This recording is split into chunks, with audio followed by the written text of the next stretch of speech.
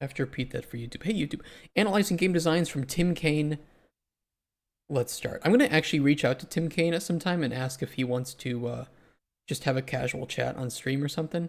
I don't know if he'd be up for that, but we could ask him some questions and talk to him about game design, because he seems like somebody who would love to talk about game design for hours on end, and I could do that for hours on end. So yeah, I'll reach out to him and see if he's interested. For now, let's react to analyzing game designs. I don't know what to expect in this. I don't have anything to go into it with, so we'll see what the meat is about here. Hi everyone, it's me, Tim. Hi Tim. And today I want to talk about analyzing games. Yeah. Now I've talked about this before. I've mentioned on this channel that when I play video games these days, I can't turn off the... You can't turn it off, especially as a game designer. Holy shit, I actually got really depressed when I started becoming, I know we're only 17 seconds in, but I have to say this. I got really depressed when I started to get into game development and design, because you start to look at games a different way, and you start to understand how they're made. And so all of the magic, right? Like I assume it happens with Hollywood too. All the Hollywood magic of game development, it doesn't exist anymore. There are very few things that I look at in games now and be like, how did they do that? How did they make that?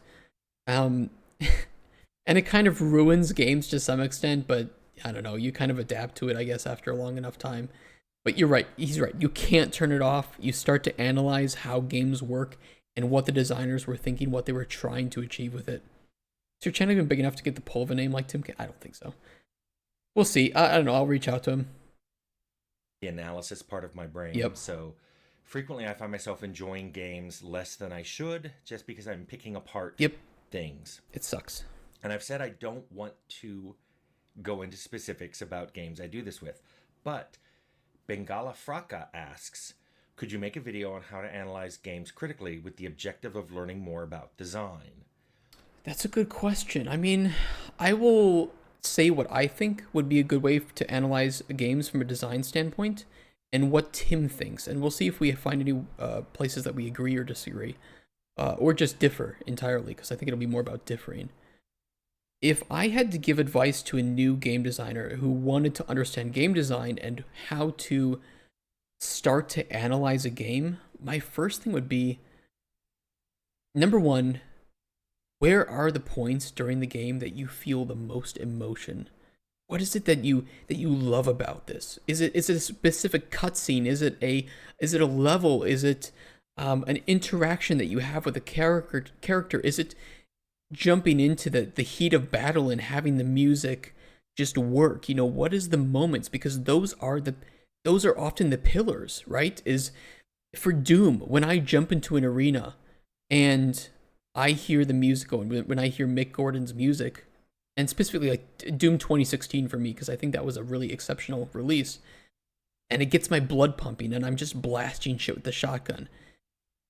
Those moments are the ones that I remember. Those are the memories that are created, the experiences that I have. And if I can reverse engineer those and say, why did this feel good? I can start to understand the pillars of it, and that helps me understand what the developers were trying to achieve on a core level. And then I can start to pick apart the gameplay loop here. Is like, okay, I move from section to section in a Doom level, and that's the gameplay loop, is right, fight to fight to fight until the level ends. But what is it during the fight that is making me enjoy it, right? Is it, okay, enemies have hit me, now I need to go and do some platforming to find a restore to my health, or I'm running out of ammo, I need to find something to chainsaw. And why is that really fun? Well, now me picking up ammo, which is supposed to be a pretty mundane and boring thing, is now exacerbated in emotion and experience, because I'm chainsawing something and watching as their guts and blood spill out everywhere. It's satisfying. You've turned something that is traditionally boring or annoying into something satisfying as hell. And it's like, those are the winning moments. That's when I, as a game designer, I'm like, okay, this is why it works. You've taken the great parts, you've doubled down on them, you've taken the boring parts, you've made them interesting, and now your gameplay loop, point to point to point, is really fun. Theater, I used to work with magicians, and I'm so fucking disenchanted because I see trick before the setup is even. Yeah, yep. It's a good way to approach design. Yeah, and I think that that's something that I've had to learn kind of on my own over time because I didn't really have any mentors that could teach me that. It's usually when I was working, I was trying to finish a game. But that's kind of how I approached mine is I just played tons of games and I was like, why? Why is this fun? Why do I enjoy this? And you start to kind of nail down the certain ideas and then it's like, oh, those are pillars. Those are the parts of the game that are being exacerbated here. When you look at we're not even a minute into this.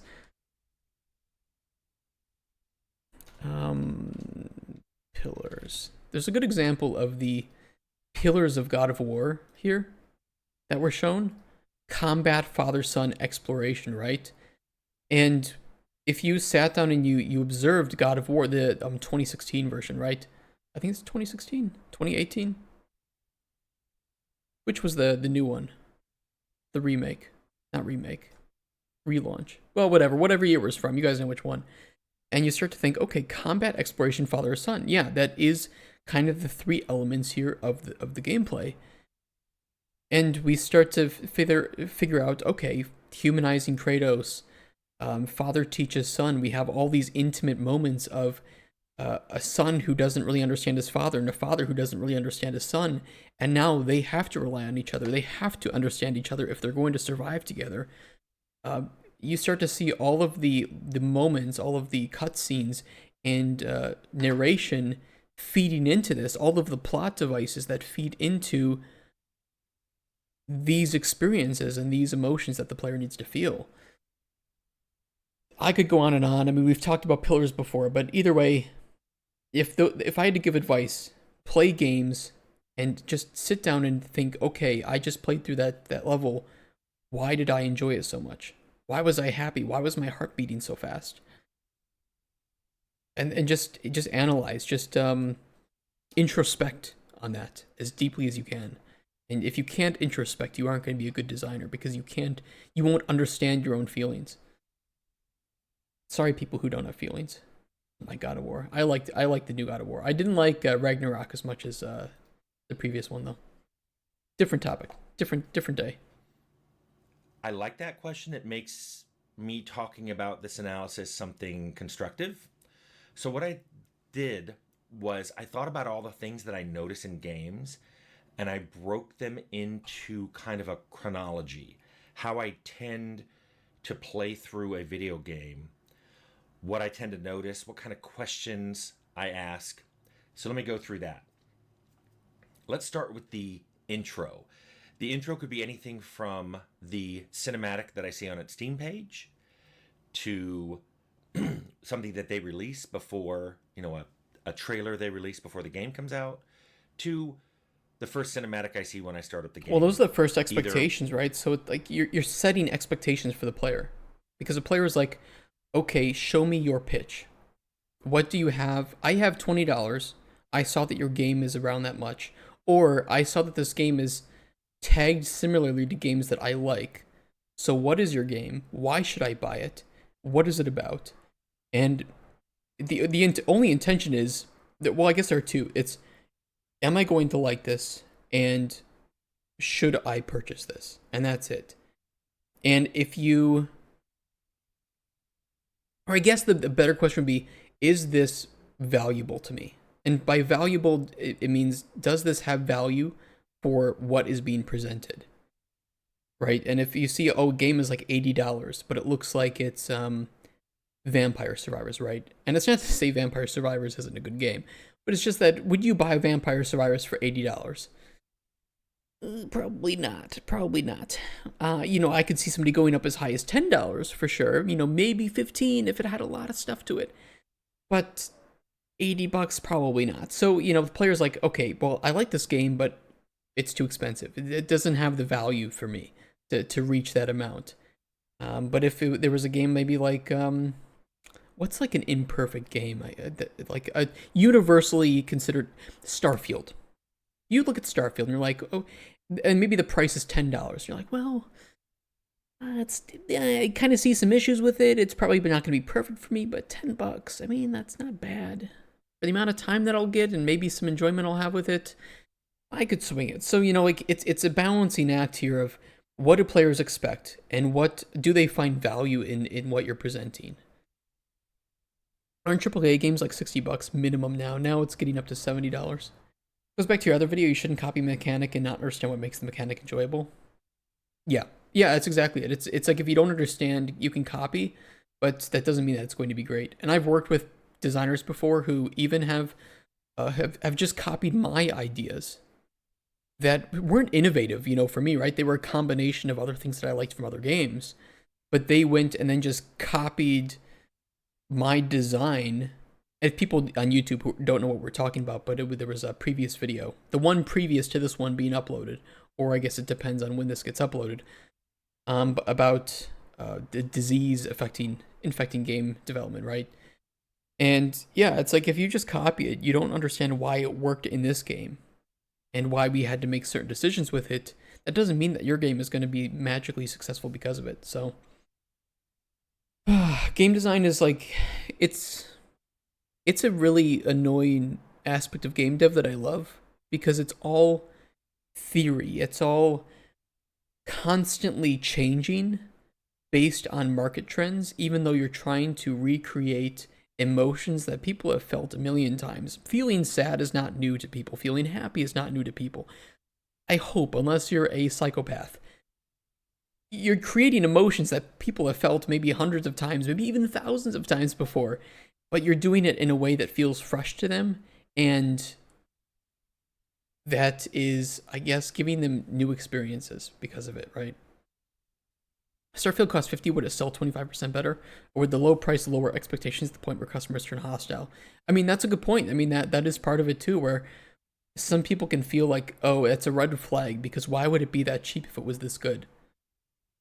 You're absolutely right about that. I think if it costs $50 though,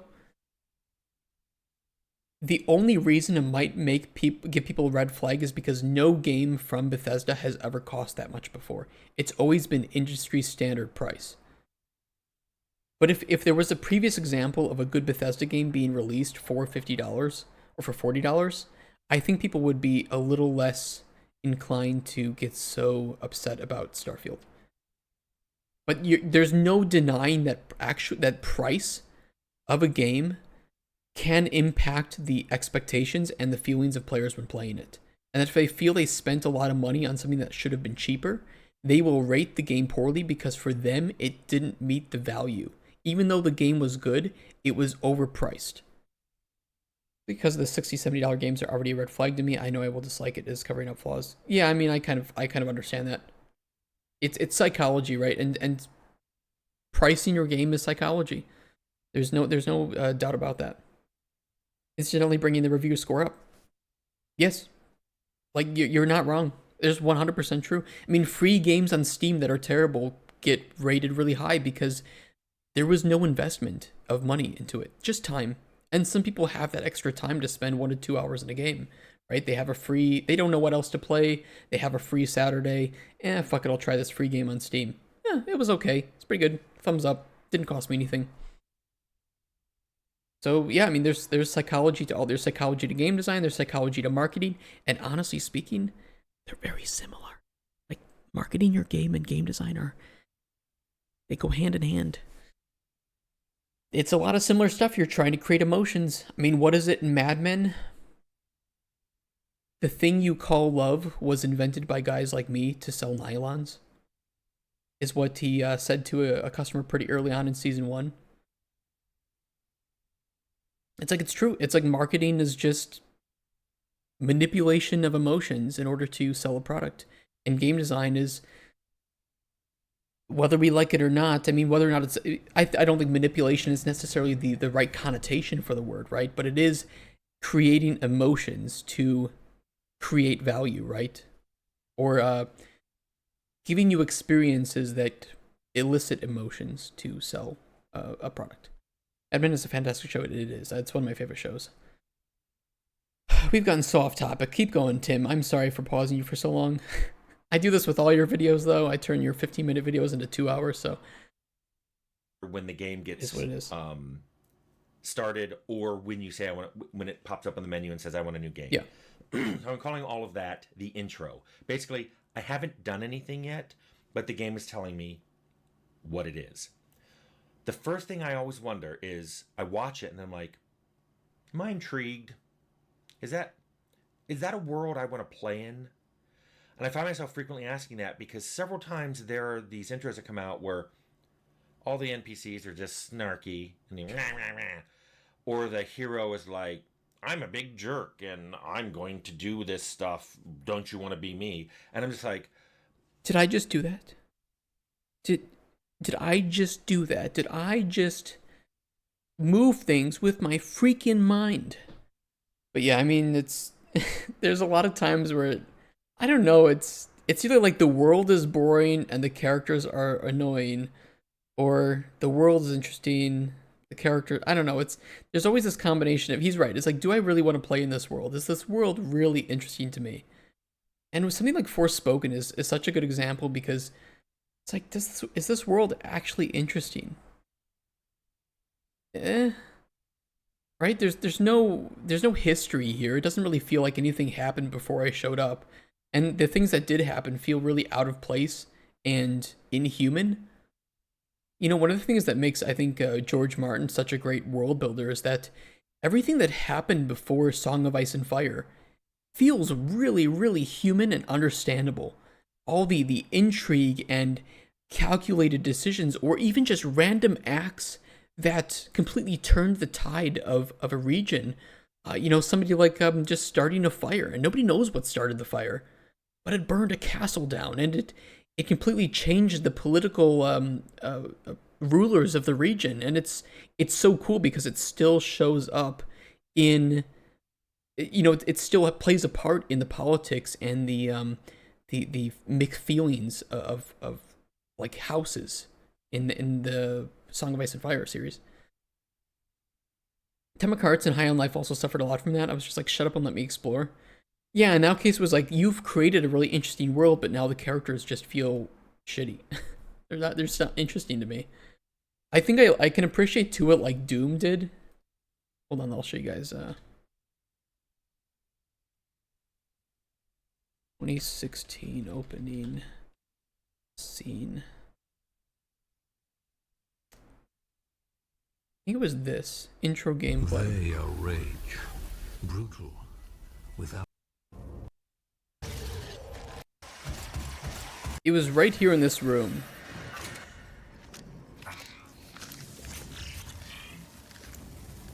I believe. Where was it?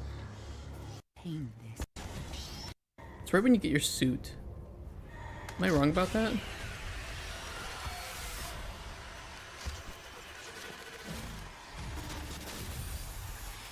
Average dreams for me, by the way.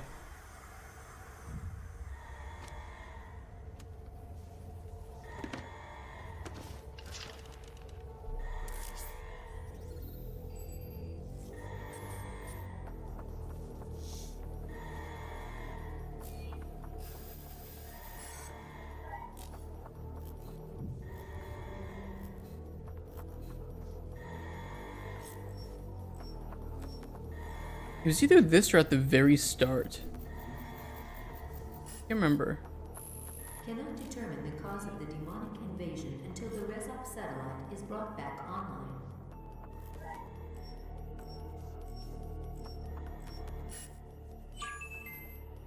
Welcome.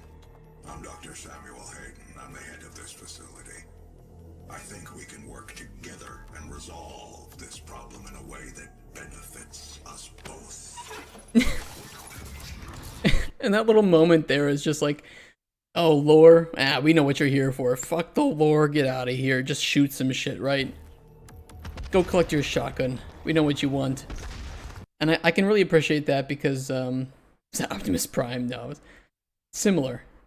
But I can appreciate that because it was like, okay, we're gonna put a story in here, but it's not the focus. And if you don't want to focus on the story and just shoot shit, you know, there won't be too many sections of it. So I think it was a relatively good combination of giving the player a bit more reason to, you know, to fight on Mars and stuff. But it just knew when the player was like, yeah, we know we want to shoot shit and blow shit up. So yeah, fuck listening to an NPC talk. I don't even know what that was in reference to, but all the NPCs are just Oh yeah, it snarky was about the and end. Yeah, yeah. or the hero is like, I'm a big jerk and I'm going to do this stuff. Don't you want to be me? And I'm just like, next. I don't want to play in this world. I'm not interested in the character I'm being told I have to play or the world I'm in. What I love seeing is things where it's like, ooh, what's causing that? Or what made the world this way? Or I've never seen magic handled like that. That's what gets me involved in the intro. The very next thing, and remember, I'm going to talk about RPGs here. Yeah, So you this need is a going to be a hook, little right? RPG specific. Let's talk about character creation. So character creation pops up. Within a minute, I'm asking myself, do I know what I'm doing? Do I know what kind of character archetypes this game supports? Do I know what effects any of these things have that I'm being asked? I'm being asked to change an attribute. I'm being asked to buy a skill or a perk. Do I know what these will do? Yep. Sometimes the description is really vague. Makes you shoot better. Really? Do I shoot farther? Do I shoot more accurately? Do I get more criticals? What does this do? It's true. It's so true, and these are things that I think they could easily be introduced later in the story when they actually matter, right? When the player has to choose between a perk, that's when it could be introduced. Right? It's like, oh, there's enemies raiding our base. I mean, we can either take them out by range, or we could take them out by melee. Which do you want to do? And that's when you can give the player a choice to choose the perk they want. You can show them mechanics that require the perks, and then introduce the perk choice. It doesn't have to be right away during character creation. And he's right. If the player doesn't understand the mechanics and how those are going to change the game, the player is just going to feel like, okay, well, I'll choose something that I think will work well. And then later on, they're going to be like, well, that was a bad decision. It's especially if you have like an RPG, especially. It's like, okay, you introduce RPG, maybe you have a romanceable character, and you realize, oh shit, that romanceable character is playing the same class that I am, and I know that that's going to be a bit of a problem. So now maybe I should remake a character with a different class, so that having this character in my party isn't a big detriment to me. I know, there's a lot of games like that, but Baldur's Gate 3 is just a recent example where that can sometimes feel the case. And I think that it was a smart decision to make Shadowheart a cleric, for instance, because they probably knew that she was going to be a very highly romanceable choice in the game. And people don't really want to play clerics all that much. It's not really a popular class. So they left, her to play a class that isn't super highly played. And therefore the player can always, players always need a cleric, so bring a cleric and you can play whatever class you want. I don't know, it's kind of like a tangent from what he's saying, but either way, if the player doesn't understand what they're picking, then don't give them the option to pick it yet. Simple. For archetypes, I look at games and I'm like, this is an RPG, but all the skills have to do with combat. I guess it's an action RPG. Mm-hmm. Or they say that dialogue is a path in this. The intro implied that you could make a talkie character, but either I don't see speech skills or I only see one speech skill and I don't see any perks that modify that skill. It makes me wonder, what exactly are they going to have me do? It was there to market the game. Oh, our game has choices you can make. And then it's like choices that just change like one or two lines of dialogue. And I kind of fear that Dragon Age Veilguard is going to be like that. Despite what they say, oh, it has the most voice lines ever recorded, blah, blah, blah, blah, blah. It's like, yeah, but I don't care about the number of voice lines. I care about the number of choices that will actually give me, give me impact on the story. If I don't see 2/3 of these voice lines because they're just like Fallout 4 choices of yes, but sarcastic, no, but yes, well, what am I really choosing here? Worried that isn't the Dragon Age team we need? No. I don't know. I don't know. Dragon Age is not Dragon Age anymore. So those are things I'm thinking during character creation. Then I play the game. I try to turn off my brain and play the game for at least 10 minutes before I get all critical again. It's hard to do. Sometimes when I find myself doing it, I'm like, just roll with it. Roll with it, Tim. See where this goes. But then after 10 minutes, I usually pause and I go, do I even know what I'm doing? Do I have any idea where any of this is leading? Where am I going? I hate that, but I do the same thing. And I'm like, do I really want to keep playing this game? Like, I spent more time downloading it and installing it than I have spent playing it. But I think I just want to install it and go play a different game. I hate it, but I do it too, and I know that there are great games out there that just have a bad first impression. But it's really hard to get past that, especially when you're a game dev. I thought a lot of the BioWare devs that made those early games left, they did. It's not the same thing. And that's one of the problems with the game development, is that we attribute legacy to a company rather than to the developers that made it. And I want to change that with Golden Chronicles and with Microraptor games, where we put more developers in front of the camera so that you know their names. So if, for instance, we had Tim working on 3D art, we would have 3D art streams where you could just talk with Tim and he could work on his 3D art while you share stuff with him and you do the same things you do with me, and he reacts maybe to some art videos. And that way you learn the person behind it. And when you're thinking of, oh, I watched the person who made this alchemy hut on stream. They were making it on stream. And that idea was actually mine. I had the idea to put a row of plants up there or something. You know, and I think that that's really cool for not only connecting the community with games, but also making sure that when, for instance, if Tim was like, you know what, I'm going to start my own studio. I had a lot of fun working for Microraptor, but I feel like I want to start my own thing. You can follow him and you would know him and be able to attribute that I know he does good work, and I know that this company is probably going to be doing some good 3D artwork because I trust and know the person that's in charge of the 3D art there. Bullshit. Anomalies, thank you for the follow. Bullshit. Derivative. That. Thank you so much for the follow. Enjoy your fish. I absolutely love. Is there any hints of what the story is going to be? Any of this is leading? Where am I going? Yeah. Is there any hints of what the story is going to be? Do I even like doing this? And I know 10 minutes seems to be a little early for that, but I can tell you one thing that always jumps out at me within 10 minutes is the user interface. Yeah. I always think about the UX at 10 minutes in, and I go, wow, there are already pain points. Now, this is what I've said about, and why I feel bad for UX designers, because the interface is something that when it's really good, you don't even really notice it. But when it's really bad, wow, you notice it. I'm saying in the first 10 minutes of playing a game, I can usually tell whether the user interface is going to annoy me or not. Yeah, I mean, and that's the thing is, like, we have pain points as a term, right, in UX. And that just means like a point of pain. I know, wild concept, right? But a point of pain when interacting with the game and interacting with the systems. So if there's a clunky interface that you have to click through like 3 times to get through, that's a pain point. I mean, look at Golden Chronicles. When you go to confirm a potion, there are 3 buttons you have to press. That's a pain point. I mean, that's a very noticeable, a pain point that I see that exists and something that we will have to address by the time that the game is released. But you don't often, he's right, you don't often notice the points where the UX is good, where it just flows well because you are immersed in it. You are enjoying the game. Rockstar Games, the menu is really clunky for mouse and keyboard. Yes, that is a pain point. Those games run so well for controller, but I could not imagine playing Red Dead Redemption 2, for instance, on mouse and keyboard. Similarly to From Software games. Really great with the controller, not so great with mouse and keyboard.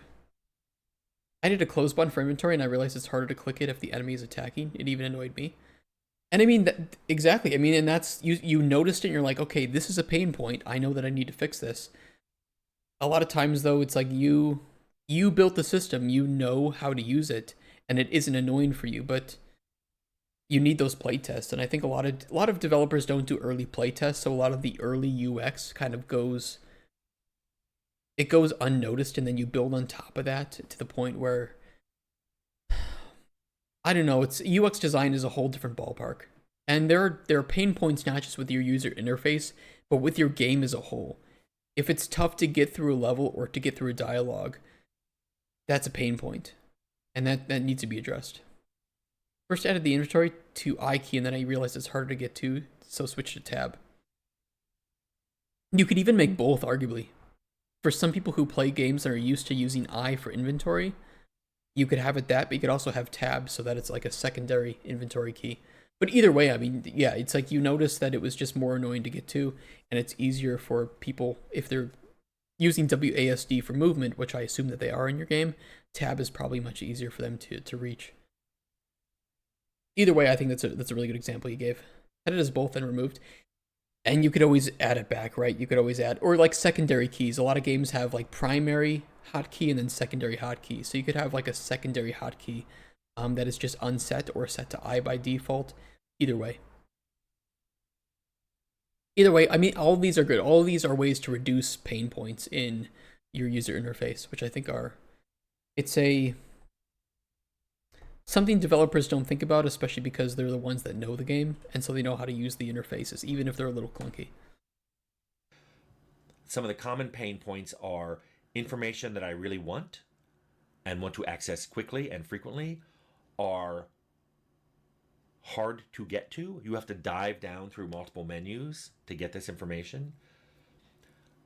Or if I find myself repeatedly doing the same steps in the user interface where I've just memorized, it's like click, bump, do, or if it's keystrokes like A, A, B, and then I'm at the interface I want all along. That makes me go,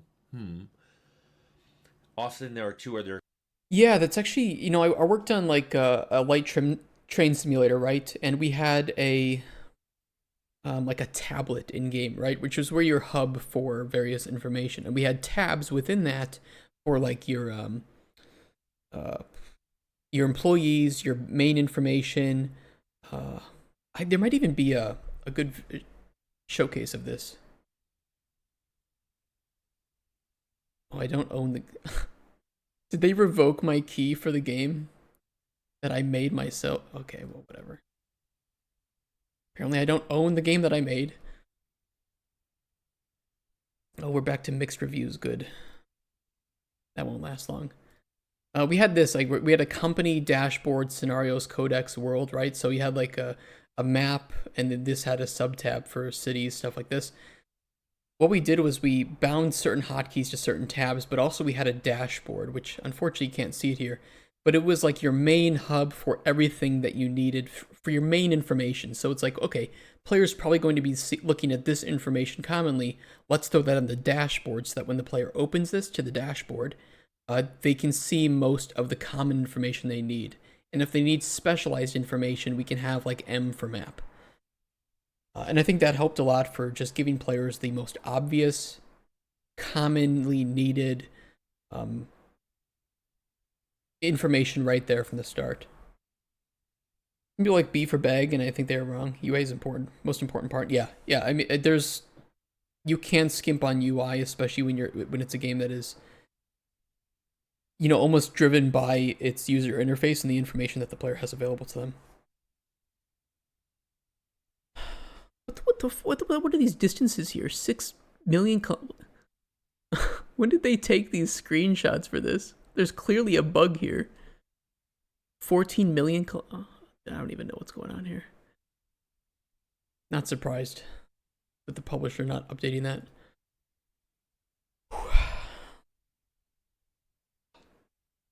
I do like HJKN for UI hotkeys. Yeah, that could work. With map always on. Yeah, there's just certain things like map always M. For my inventory, open through the pause menu. Thought it too deep to get to. That's why I went to the rabbit hole of making a new one separate from pause menu and have its own button.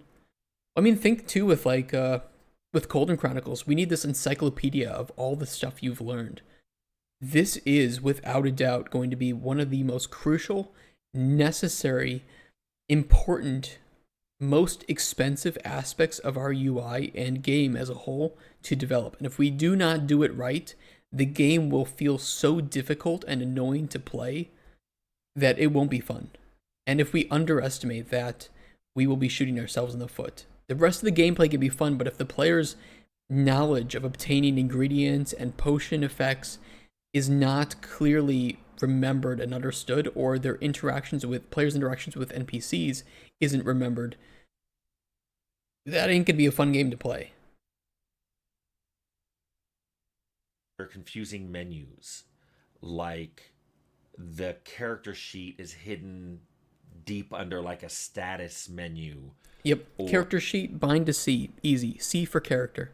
or I was playing a game recently and I honestly could not find where my XP was. It appeared on the HUD when I got experience points for doing a quest. And it wasn't in your character sheet. But if I just wanted to know where it was hard to find. And it was like 3 levels deep. Yeah, I mean, I'll show you. Maybe I can find it, Train, because in the game that I was lead for, Train Life, we had this dashboard. Train Life screenshot. Maybe I can find a screenshot of the dashboard.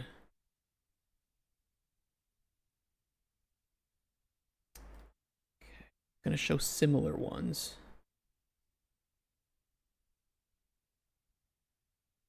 I can find it. I could also check interfacing. Oh wait, I think I saw it. Oh yeah, perfect. Okay, so this is the dashboard. This is a perfect example. So you had your player, your level, your XP, your perks, your currently driven train, its durability and fuel level, which cargo it was carrying. You had total playtime, some company information, how much you've made, percentage of map explored. Sorry, maybe you can't see some of this, but you know. And then your closest cities to leveling up, as well as your company status. So drivers with tasks, and then taskless drivers. So you can see idle company employees that you needed to thing. A lot of info. It is a lot of info, but this is the most commonly obtained information in this simulation game. How big is this game? It was open world. I mean, it had a lot. Too big. Too big for the amount of time that we worked on it and the budget that we had. I'll put it that way. But it was fairly big. I don't know if there's a Train Life map. Mapo.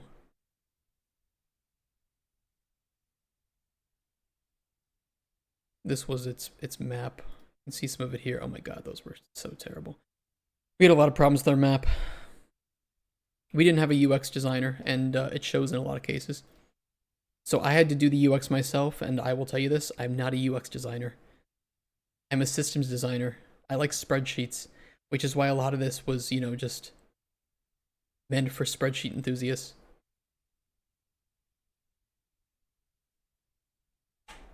I don't know if I can say that we didn't have... Yeah, I mean, I don't think I did a terrible job, but there was a lot of learning as we went. There were a lot of iterations to this dashboard, for instance. And eventually we got a UI designer that had some UX experience, and he was very helpful. We worked well together. But there were a lot of mistakes, and there are still things that I'm not happy with regarding the UX of it. But yeah, you can see like this game was very inspired by Transport Tycoon. So you had various industries and resources that you could obtain and then take to processing plants and factories to produce other goods. And then you delivered those to cities to level up those cities. I don't even know what this had to do with what Tim was saying, but we go off on tangents on this channel a lot. Experience points for doing a quest. Oh yeah, you didn't see the experience points on. Okay, yeah. Killing something. But if I just wanted to know where it was hard to find, and it was like 3 levels deep in menus. Your XP bar in an RPG, where your progression is pretty much measured by your XP. I don't know who thought that should be buried like that, but that was a bad idea, and something that was easily popped up within 10 minutes of playing, and I was like, I don't know what they're trying to tell me here, but if they're trying to tell me that XP isn't important, it's weird lying. Too that nobody caught that. So then I go back into playing. Sometimes I write this stuff down at this point, but then I go back into playing. And then after the first hour, I stop again. And I think, does the build I'm playing feel good? Does this character that I made, usually with an idea in mind of what I wanted that character to be like, is it fun to play? Is it feeling like how this character I thought would play? And also, in a bigger scope, are these mechanics actually working the way I thought? And more importantly, are they working in this setting? You know, a good example of that is I make a dialogue character and there's literally no one to talk to in the first hour. One of the clients I'm working for had me play through some levels in a game they're building.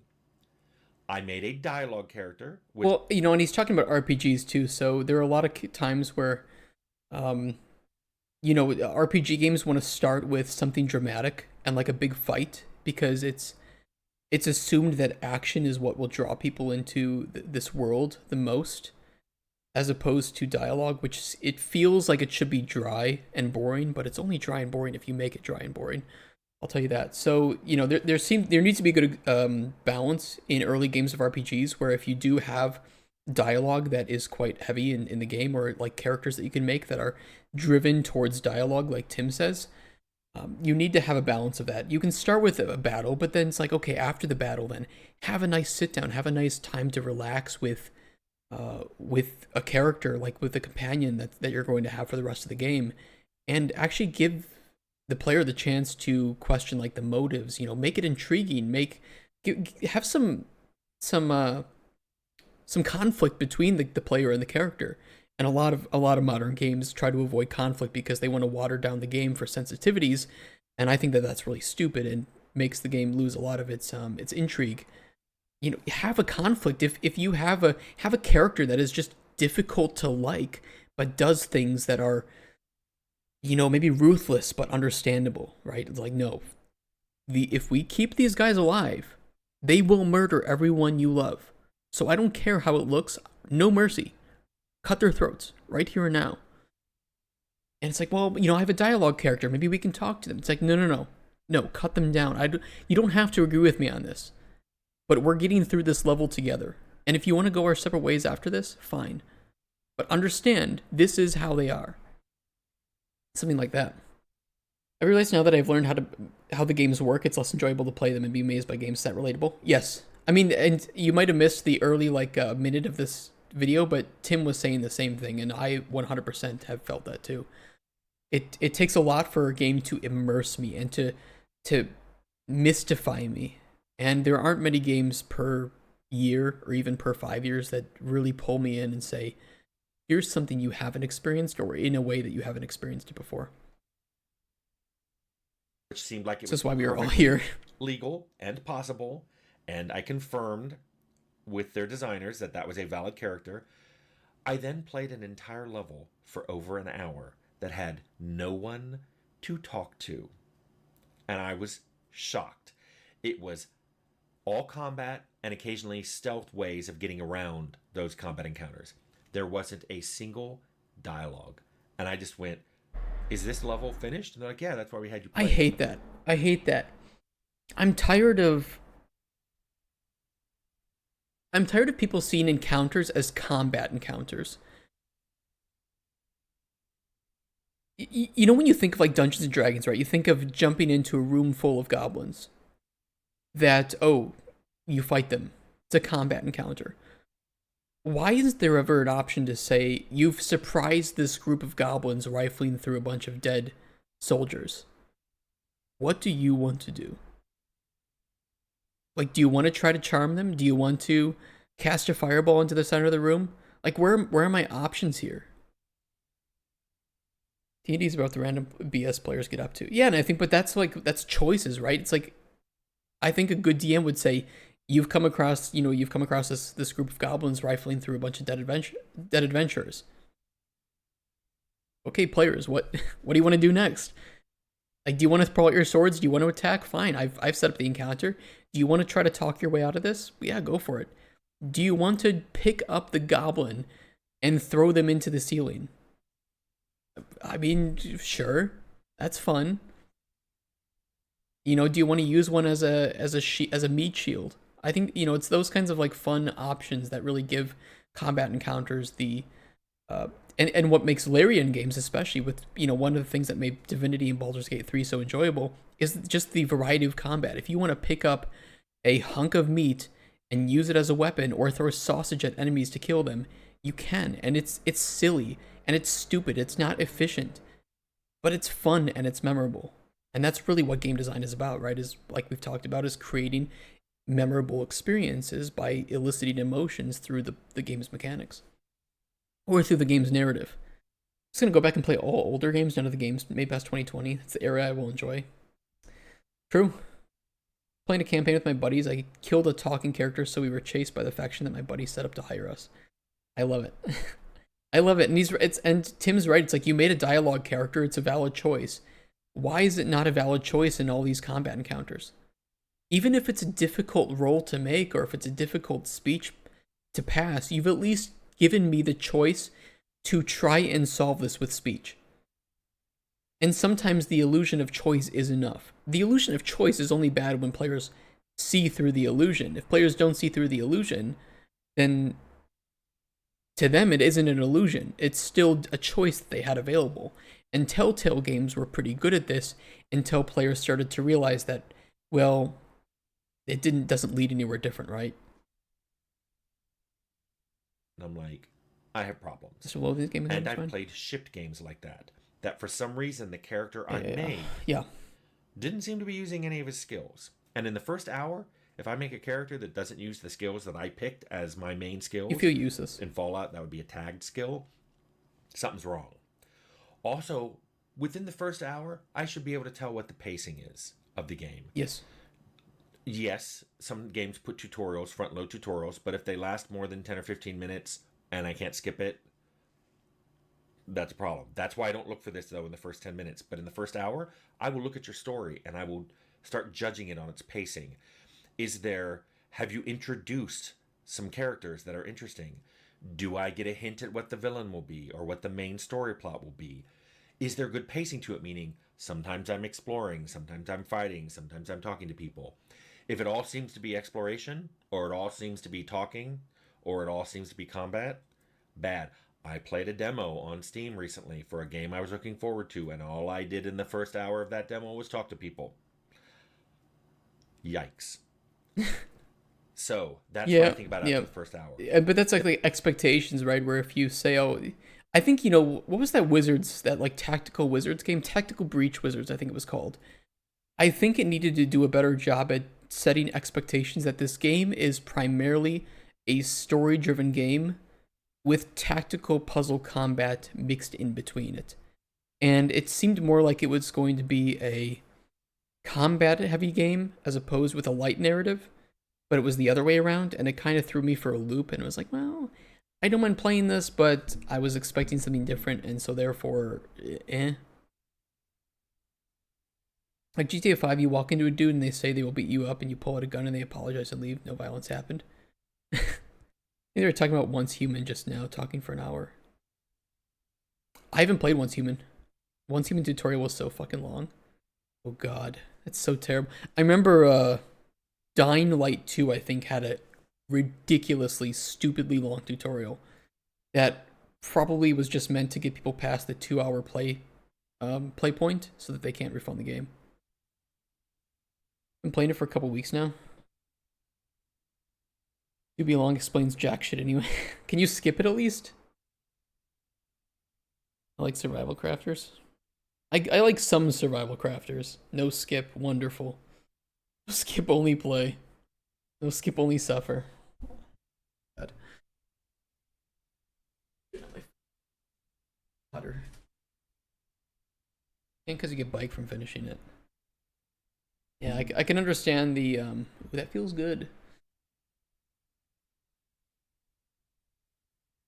The next point is a little vague. Let's call it the first act.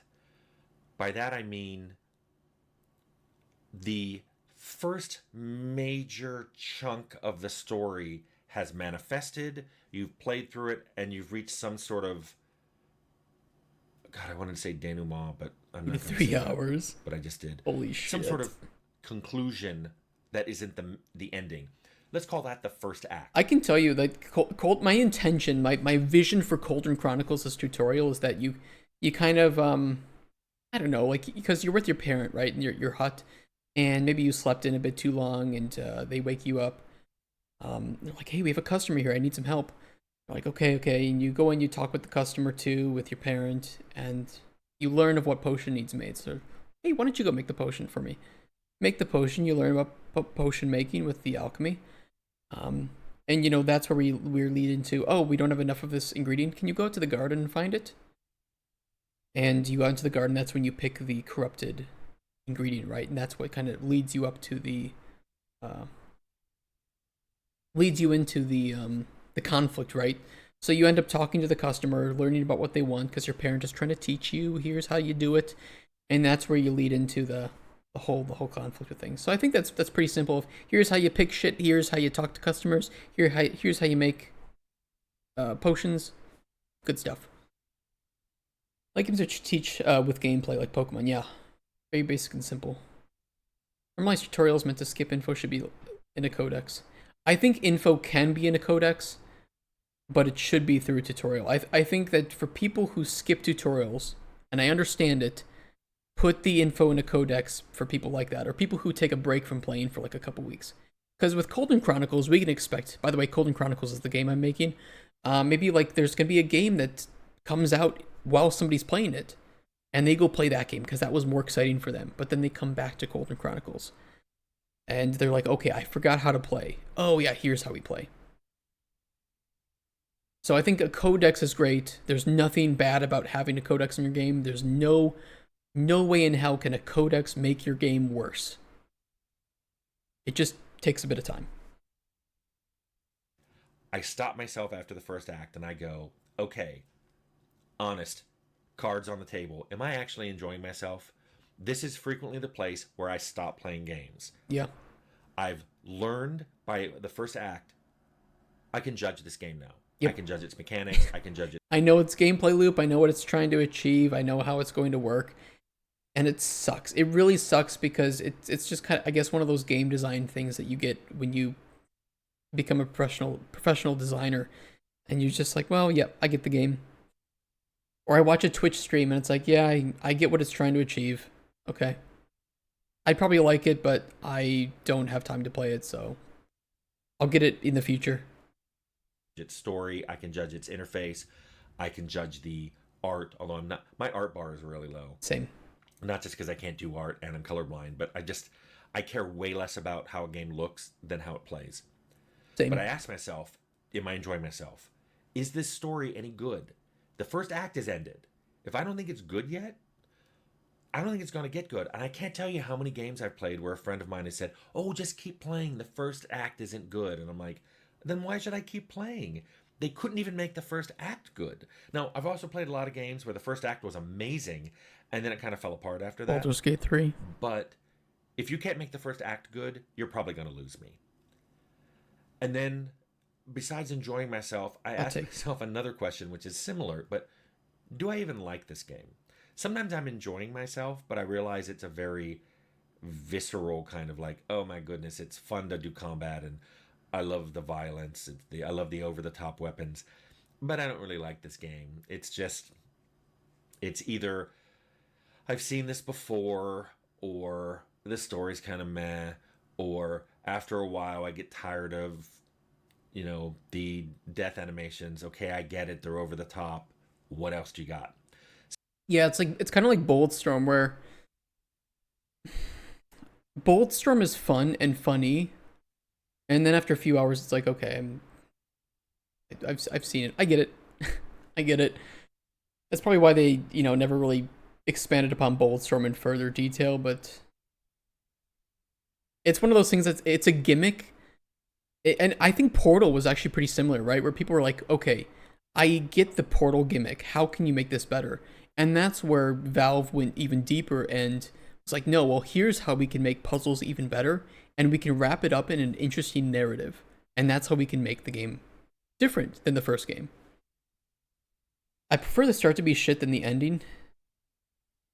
If there had to be one, I agree. I I'd rather they nail the ending, because for me, Baldur's Gate 3 starts off great. Act 1, pretty fucking enjoyable. Act 2, okay, some cool stuff, but I didn't like some of like the Moonlight Tower stuff. And then Act 3 was like, this is kind of a slog where a lot of it just doesn't make sense narratively and is kind of unenjoyable. And I feel like I'm just trying to get to the ending as opposed to actually enjoying myself anymore. And then the end was like, well, this is kind of annoying. Oh, wait, there's no epilogue? Wow. So all the 100+ hours I spent with my companions just kind of didn't mean anything. Okay. Alright. Whatever. I'm watching streams for months where all they talk about is code, and I've learned nothing from them. And they call themselves game developers, and all they do is code. I didn't see any gameplay wherever I'm learning at all. I'm glad you're learning something, but you know, sometimes coders are really good at coding, and you know that's what they're meant for. And you know, sometimes people are artists, and they're, I don't know. It's just, I don't know. It's like, yeah, it's like sometimes you learn different things from different people. Code is necessary, but the plenty of dudes don't showcase what it is doing. That's true. I think, but it's like you're streaming game development, but you're not being entertaining while streaming it. You're still, you know, it's like you can just go live. Like it's easy to click start streaming on OBS. It's very easy to do. But you also have to be a good content creator. You have to actually entertain and have something interesting to say. Otherwise, especially if you're just doing your job on stream and your job isn't all that interesting from like a, I hate to say it, but like I enjoy coding and I like watching coders work sometimes. But if I'm not watching somebody like make a canoe from scratch, like that's cool to me because it's more hands-on and it requires various tools, and a lot of coding or a lot of like blueprinting is just, it's just a process to get to an end result. Or like me placing rocks for 2 days in a level. Like sometimes there's just less interesting things going on stream. So you have to then kind of be entertaining. Design is wholly different from what a developer is after having to realize. It's like sometimes it's just like sometimes what they're doing is not interesting, right? We spent 2 weeks writing dialogue for a goblin thief. It wasn't really that interesting to watch, but I had to do it. I don't blame them or criticize them. We're just looking for a stream like this. I'm glad you found a home here, and you know I hope to see you some more.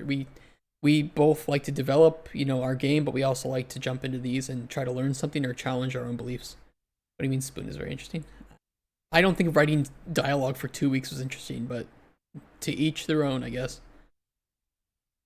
So, just warning you, frequently the first act is where I stop.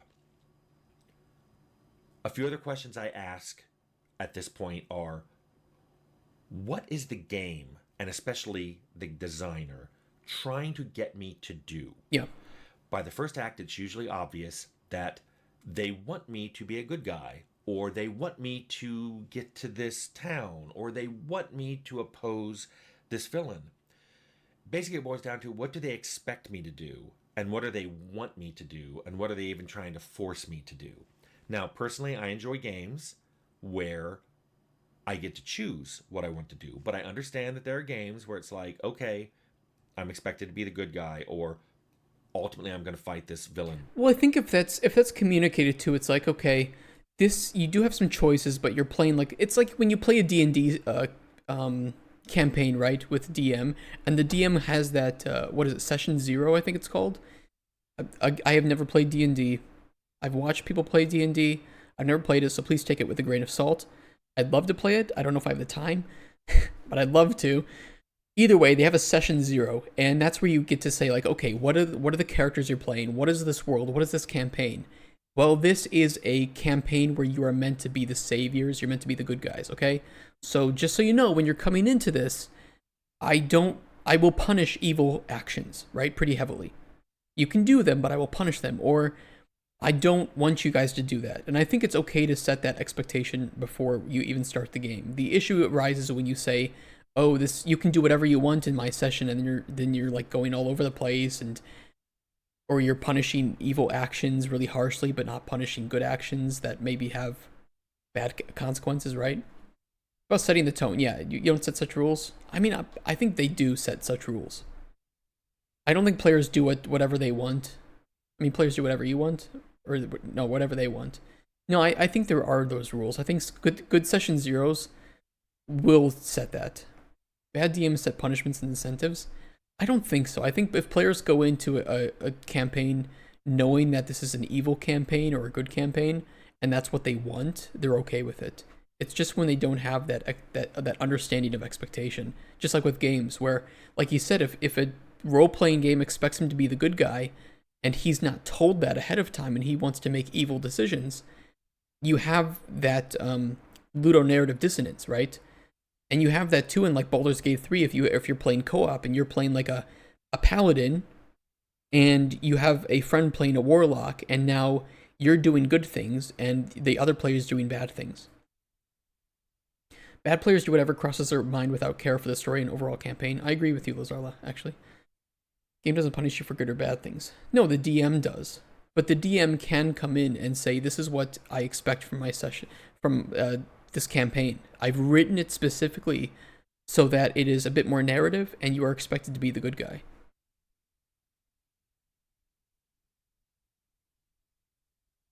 I get it.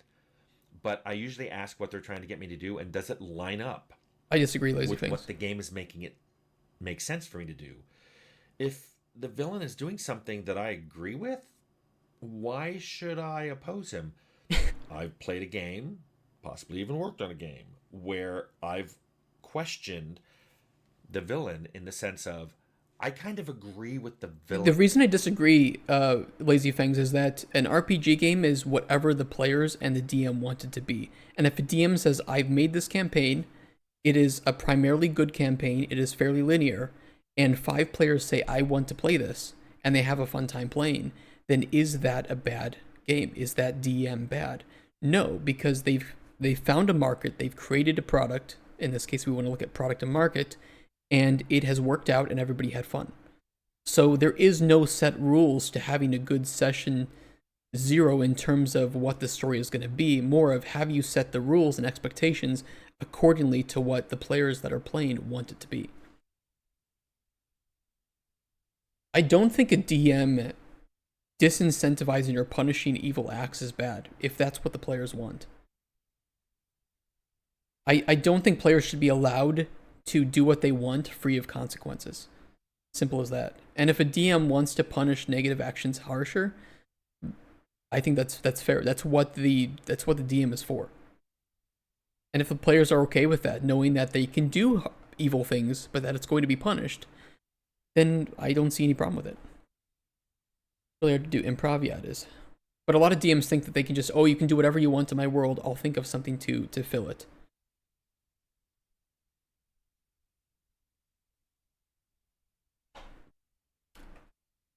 I'm a critical role normie, but I think that critical role is a good example of a DM who's really good and players who don't try to go outside of what the DM is comfortable with or what they were expecting them to do, right? Critical Role is both an exceptional DM and an exceptional set of players that know how to play to Matt Mercer's strengths and also challenge him as a DM. That is the ideal environment, yeah. It's like they know that if they do evil things, they might be punished, but they can do them, and Matt Mercer can probably formulate around it. But that there is a general direction of the way he wants the players to go in a level, and they know that that's kind of where they need to end up. It is a skewed view, yes, it is a skewed view. But I think it shows that, there are evil campaigns with DMs, and if people want to play the evil characters, fine. If I go in there with a good character, probably I'm not going to have the greatest time. Yeah, it's like, it is a balancing act. It's like, it's just a relationship that you have. If you have a bad player in the bunch that is trying to be like the murder hobo, and and everybody else is just trying to play the campaign that the DM has set up, that player is now fucking things up. But if you have a campaign where being a murder hobo is kind of the entire point that DM wants the players to do, it's fucking kill anything. Evil campaign, who cares? What's evil? It's all a societal construct anyway. Then, obviously that other player that is sticking out of Group A is going to fit within Group B very well. I decided to to infight due to moral disagreement about genocide and had to invent PvP rules on the fly. One of the best things ever. So allowing flexibility can be valuable. That's true. I mean, sure. But that was a player on player conflict, not a player on DM conflict, right?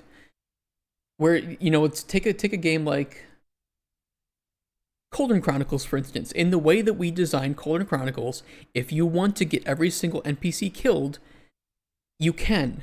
Is the game going to be very fun if you do that? Probably not, because one of the core pillars is the story and the NPCs, right? It's the storytelling. If you destroy one of the pillars by choice, that's kind of you can do it, but you're not going to have a very great time, in my opinion. So, you know, playing a game, you have to meet the developers halfway. And if they set the expectation properly that, hey, you can do what you want, but just know you're probably going to have a lesser experience if you push it to an extreme, then I think that's okay. I think players, as long as they know that, they know what they're getting into, they make that choice, and they have that outcome. Your game has way more rigid structures. That's true, they do. But I think it's okay if a DM sets rules of, hey, this is a campaign where you're meant to be the positive hero, and I don't really want evil acts in this playthrough. And the players are all like, okay, that's fine. We weren't planning to do that. Then that's okay, right? They can still make mistakes within the world. They can still do something on accident that is considered evil. But they know that. They know that that's not really the intention. What about the opposite? Think about Elden Ring and what yours thing that is using summons as ruining the experience? Oh, the purest idea that ruining summons is ruining the experience.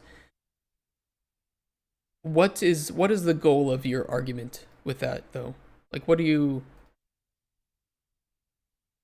I'm just not understanding what you're meaning with that.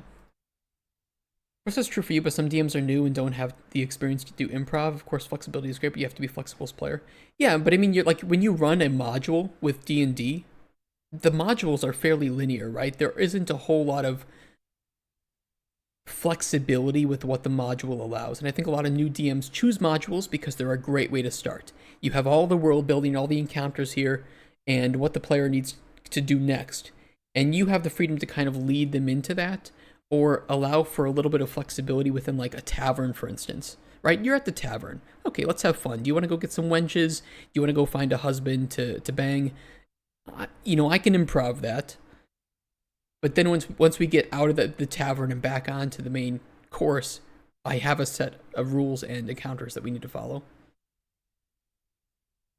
It was more of an aside when it's not the game, but the player himself imposes limits in the world itself. If the player imposes limits that actively make the gameplay experience worse for them, arguably that's not anybody's fault but the player. And if a player playing Elden Ring without summons makes the game more fun for them, I mean, fine. I mean, that's just a self-imposed restriction. Buy 2 modules, every time you break out of one, you end up back in the other. Yeah, it's like alternate universes. Experience helps ammo. It's mostly about imagination, especially when you're working in a module that usually doesn't have a fully fleshed world. But that doesn't mean that you have to allow for everything. It doesn't mean that if the player says, I'm going to go to this other town that you said exists in this one sentence. Come on, everybody. Come on, gang. Let's go to this town. And now you as a DM are like, I don't have anything written about this town. Like, we either have to stop the session to allow me to write it, or, guys, it kind of all takes place in this town. Can we stay here? And that's what a session 0 is for, is like, we're playing this module. It takes place in this town. I'm going to be referencing other towns, and you might be able to ask some NPCs questions about this town.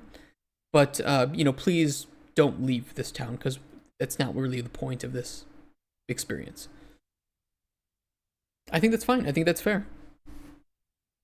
Not every like D&D session or just tabletop session is meant to have an infinite world of things. I mean, you can say it tastes vile, but arguably I think that most D&D sessions, most tabletop sessions are like that, where players are playing within a specified area of a world.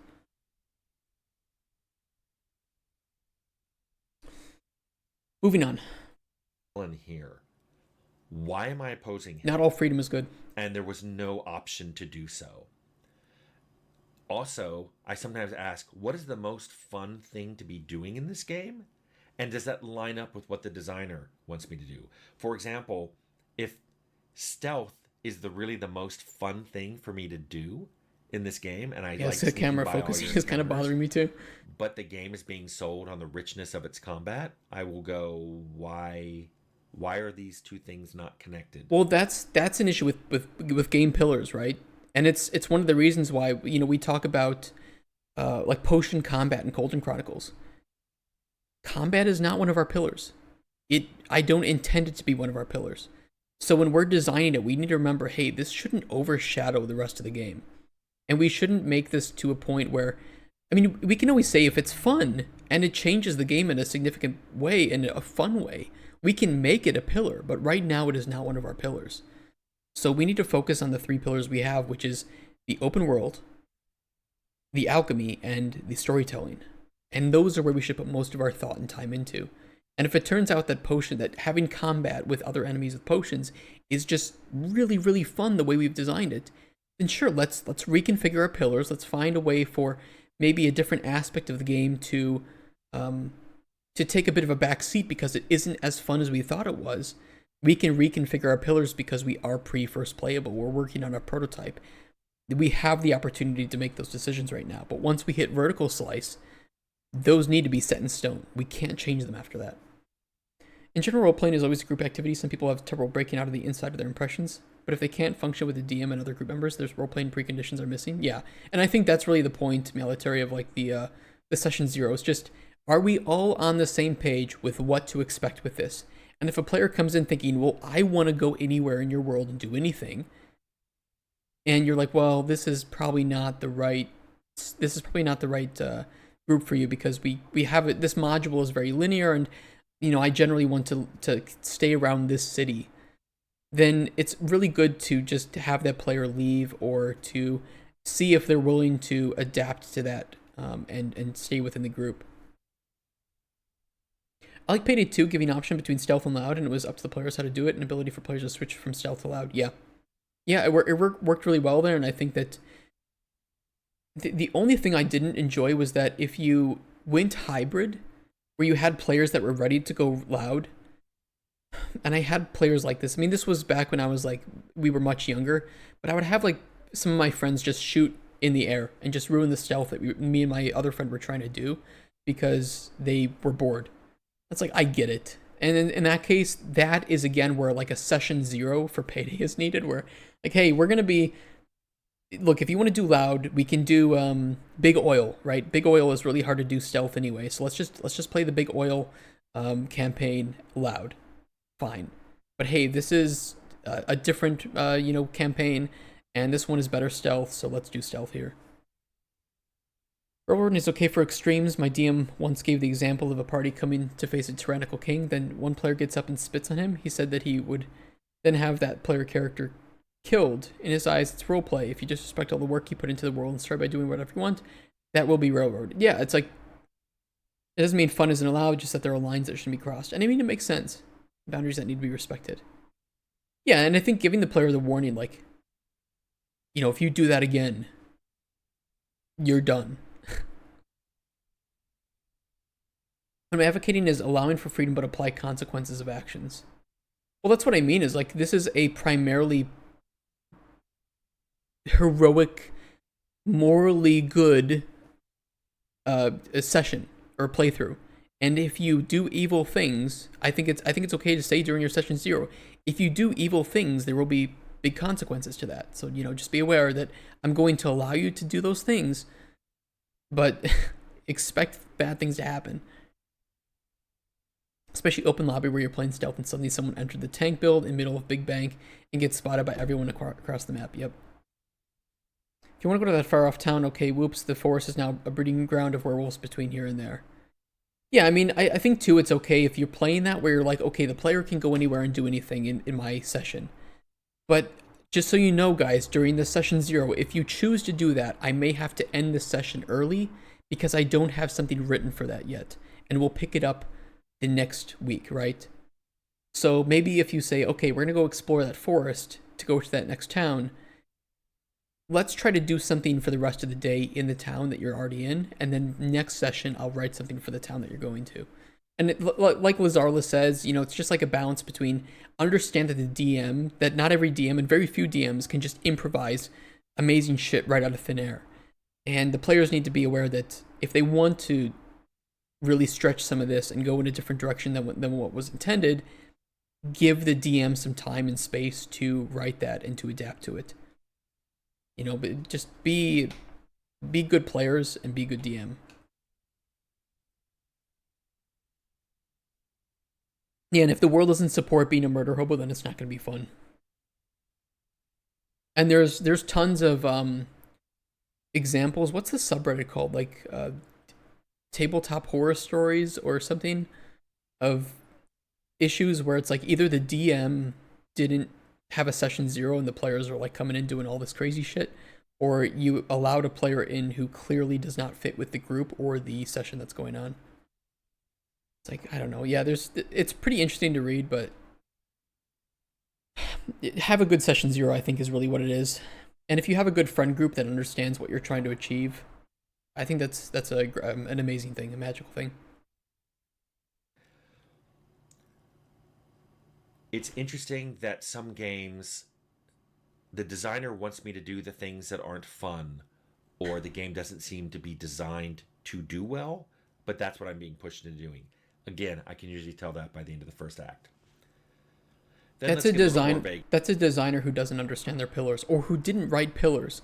And the number of games that I see get released without pillars is astonishing. Astonishing, I tell you. I can't name names, I can't name companies, but I'm just gonna tell you, a lot of the big studios, sometimes their games were made without pillars. Here after first act, and let's talk about progression. Blocks. So if I continue playing your game after the first act, it's because I liked it. But let's talk about the progression past the first act. Am I feeling like my character is getting more powerful? Yeah. Am I feeling like my character is gaining knowledge about the world and understanding what's going on, and possibly can make a choice about what to do with it, do about that, and I can act upon what I want my choice to be? Conversely, even though I'm getting a sense of being more powerful, are there still challenges? Are there new challenges? Are there things out there that, while my powers do feel strong, they're capable of defending against them?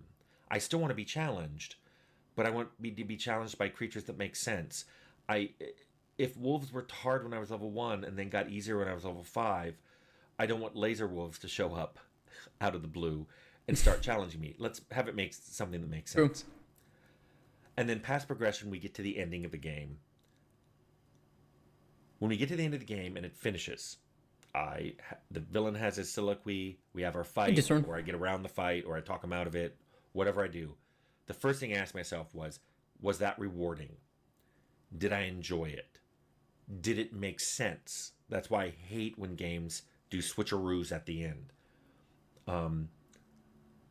If the game offers replayability, which I love to offer, the first question I ask is, do I feel like replaying it? Because a game that offers replayability but gets to an ending that isn't rewarding or is nonsensical, I find myself going, why would I want to play this again? Yep. The most common reasons we talk about that with Colton Chronicles. It's like, okay, you have all these choices in the game. You can get NPCs killed, but I'm not going to say that the game has high replayability unless I feel like the game actually is fun to replay, and it may not be, right? It just may not be, and I don't know yet because I haven't had people test far enough to see if actually playing Spoon's storyline, our prototype, is actually enjoyable to play multiple times, or if when you kind of figure him out and you help him out once, it's like, okay, yeah, I mean, I'll watch somebody else maybe play it and see some different dialogue, but we'll see, right? So, replayability is one of those things that it's very easy to market. Oh, the game has multiple endings, so that means it's replayable. No, it doesn't. No, it doesn't. They're not equivocal here. If you know the joke, second playthrough isn't like, yeah, and especially with games like, I think Mass Effect is a game that I don't think is always the most enjoyable to replay. It's not that it isn't, but I don't think it's a game that has high replayability, but it is a game that is enjoyable to watch others play. And I think Colden Chronicles might be similar, where it may just be too long of a game to replay for a lot of people, and that's okay. It doesn't have to be replayable, but it hopefully will be interesting to watch other people play and get different outcomes or different dialogues with NPCs.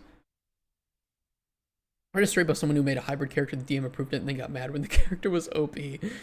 Oh boy, constant challenge is bad. You need a way to measure how much you progressed. Yes, yeah, and that's that's one of the reasons, Lazy Fangs, that I don't like a world that scales to your level, like Bethesda balance. And I understand that it's to allow freedom, right? So the player can go in any direction and have things to do. And but the issue is that also, as you level up, everything just feels the same, and nothing really feels like it's a romp anymore. Like you can just go to a simple bandit camp and overpower them. I've enjoyed playing through Mass Effect a bunch of times. Me too, just personally.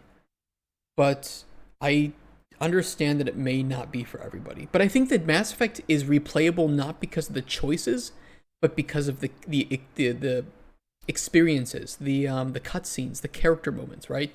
Seeing, like, maybe spoilers for people who haven't played Mass Effect, but seeing Tali and Legion get along, seeing Edie and Joker have their banter. This is what just makes it so much funny. It makes it so fun or enjoyable or emotional. It's like you're grinding on a wheel. It's like, what's the even point of leveling up if everything levels? Yeah, I agree. Destiny really annoyed me in that regard. Oh yeah, Morden. I always cry at Morden. People shit on Mass Effect 3 for being the worst in the series. I don't think so. I think it has flaws, 100%. But it also has the most emotional moments. I'm the kind who will just replay totally linear games just because I like them. Same. I replay Uncharted quite often because I love Uncharted. The action scenes are great. The set pieces are amazing, and I like Nathan Drake. Looking to have Twitch integration in CC so chat can screw with the streamer? Yes, I will be exploring it at the very least. You look like an Uncharted player. Maybe I am. The thing is, when I played Uncharted 1, and that was the game that made me say I want to become a game designer. And by Uncharted 4, when it came out, I was a professional game designer. And so it kind of has this emotional meaning to me that when I play Uncharted 1, I can remember the moments in this that were like, I want to do that. I want to make games that have these kinds of emotional stories. And yeah, so it means a lot to me. That ME3 was okay, but I wasn't a fan of the ending. To me, the ME3 ending, I don't know how you could have done an ending different. We knew the Reapers were the main threat. I don't really know what the players were expecting to have with the ending. I think that Control or Destroy, as kind of as they were, makes sense. Like, the entire purpose was stopping the Reapers. There aren't a whole lot of ways you can stop the Reapers, so ending should have had more wind down time. Maybe that's what it was. There's a lot of gameplay missing after. That's true. Yeah, I agree with that. Something other than color-coded 3 buttons. I don't know. I didn't like the third ending they added, Synthesis. I think Synthesis is arguably the worst ending in the game. I think even Control is better than that, and Control just doesn't make sense. I think no matter if you're playing Paragon or Renegade Shepherd, destroying the Reapers is still the best choice. My brother was playing Uncharted, he was getting frustrated. That was non-stop puzzles. It wasn't non-stop puzzles, but there were puzzles. It's like, this is Indiana Jones and Lara Croft inspired, so yeah, you're gonna have puzzles. Want to replay again is that when I get the end, it is rewarding, but it also shows some things that didn't end up well and are entirely my fault. Yeah, exactly what I'm thinking. It's like, and that's one of the things that I did enjoy about Mass Effect 3, right? Mass Effect 3, you could say the ending needed a bit more time to let the player breathe, right? I'm gonna go on a whole rant about epilogues right now, but at the very least, Mass Effect 3 had epilogue cards, right, where you could see what happened to characters and regions that you helped or hindered. That's great. Fallout New Vegas had the same thing. Great. Baldur's Gate 3 on release had nothing, and this is a game that takes longer than Mass Effect 3 to get through. And you defeat spoilers, by the way, so quick shut your ears for like 10 seconds. Once you defeat the Nether Brain, it just fucking happens. Like that's it. Okay, credits roll. It's like, well, hold on. What the fuck happened to all these characters that I enjoyed? You're good, Lazy Fangs. You're good. I won't talk about it anymore. Destroyed Evil Playthrough. It had boring ending, but Evil Playthrough I think is actually the worst way to play Mass Effect 3. I think if you play Mass Effect 3 Paragon, you have a great ending. The game is amazing. I think Renegade Mass Effect 3 is kind of like, not the same. Currently backing up deleting stuff to make room for Fallout London. I need to do the same thing. I'm gonna play Fallout London. I was thinking of playing it on stream, but I don't know if you guys ever watch me. It's like in Temple or something, when the symbol match and Flora, the tile path puzzles. I love that. I had to do for both. For him, he couldn't figure it out. Fucking love that one. Would it have been a bit better if they had not bothered with the 3 colors? Yeah, I actually think that Mass Effect 3 would have been better if they just had you destroy the Reapers. That's it. I just think it would have been great. PG version, or are you going to go through struggles of making it work with Steam? Is it easier on one or the other? Because I have a Steam version, I can just get Mod Organizer too. I don't know. I spent $20 to get it on GOG because I knew it would be simpler. I don't know what's difficult. GOG is 2 clicks. Nice. I mean, I can do Fallout 4 on Steam with. I don't know. Well, I'll look at it. Problem with ME3 is that you had ME1 and 2 with it could play through, but then ME3 was dumb person playthrough. Yeah, I mean maybe. Like I said, I think Paragon Mass Effect is the way to go. And it is a game with an illusion of choice in a lot of cases, right? There's few important choices, but they do matter, and everything else is just like different dialogue flavors. It's not a very freedom inspiring. What's the way I can put it? It's not a game where you have a lot of freedom with what you can do, and if you play it kind of like neutral, where you make some Renegade and some Paragon decisions, you will end up with a worse experience, I think. So I think that if you know that and you're willing to play Mass Effect 3, or just the Mass Effect series, knowing that, hey, if you plan to play Paragon, you're going to have a good time. If you want to like make different decisions, it's going to be a little bit less enjoyable, and if you want to go Renegade, you're probably not going to have the greatest time. No, I agree with you, Casper. I hated that they replaced infinite ammo guns. I don't really think the heat sinks is that big of a deal, though. I don't know. Opinion of the choices in Detroit. I don't remember Detroit Become Human choices as well, but I remember some of them, and I did like them. But they were like they were small vignettes, right? They were small like short stories that led into each other, and I liked the idea of that. By chance, Bethesda updated Fallout 4 right as I decided to beat it again, of course. All right, let me finish up this video for YouTube because it's probably getting long for them. Knowing that I didn't like the heat sinks that personally. wasn't the nicest thing to do. Like in Fallout, when I take the water chip from Necropolis, that isn't the nicest thing to do. Learning that Necropolis fails and all those ghouls die shouldn't be a huge surprise to people. Finding out, well, wait a minute, they had that water pump I could have fixed. Maybe I'll make a character with a higher science skill, and maybe I'll fix it for him next time. Yeah, but it's a meaningful moral choice, right? And I think I agree with Tim. I think that if you're gonna have choices in the game, you don't need to have a bunch of small choices that have no meaning, right? That change dialogue. I don't really think players enjoy that when it's 3 different flavors of dialogue that lead to a different. Let me preface this, okay?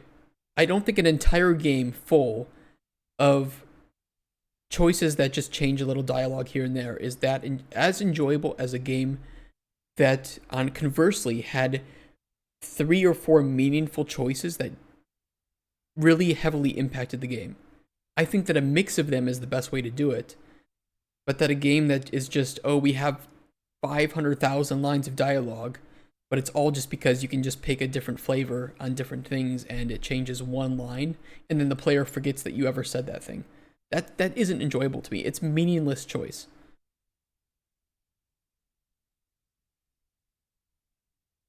Constantly running out of ammo in ME2 and 3. I didn't have that problem personally. Maybe it's because I played Biotic, so I just did charge and slam. It's the kind of replayability I want, where the player looks at the ending, likes it, but goes, I wonder if I could have done this. Yes. Or what would have happened if I had been mean to these people? Or what Yep. would have happened if I had killed these people? Or what would have happened if I had saved I think these Tim will like Golden people? Chronicles. When games make me think that at the ending, that's when I want to replay. If a game makes me go, what was that? I usually don't want to replay. So, I tend to write all these things down when I'm done. Some of them I write down while I'm going along. But I do try to get into the game and enjoy it. But I do tend to analyze things as I go along. And I hope, Bengala Fracca, I answered your question. And maybe you can think about games you're playing, or maybe the own games you're making, in light of some of these questions and chronological points that I've talked about are a good time to think about these questions. Yeah. So I hope that helped. Yeah, that was a good video. I enjoyed that. I think we had a lot to talk about. It's I like I said, I can just talk about game design for hours nonstop. It's my passion. That's why I'm a game designer, and I started my own studio. So I hope I can create something that offers those choices and gives the player, even if they don't want to replay the game, at least it's some inspiration to see what happens, to follow other people's playthroughs either on Twitch or on Discord, or even just through what their friends are saying of what they did to get a different ending, and just see what we can do to create interesting experiences. Review my prototype. What a video, you played a slideshow you talked over. That's true. That's true. Well, we're gonna move on from that one. Oh my god, I can watch maybe one more video after this. Thank you, YouTube. Say bye, YouTube, for the 2-hour video that they're not gonna watch.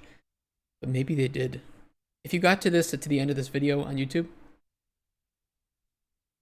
you guys need some different hobbies. Or they were just like playing a game and listening to this in the background. Either way, it was a lot of fun. Bye bye, YouTube.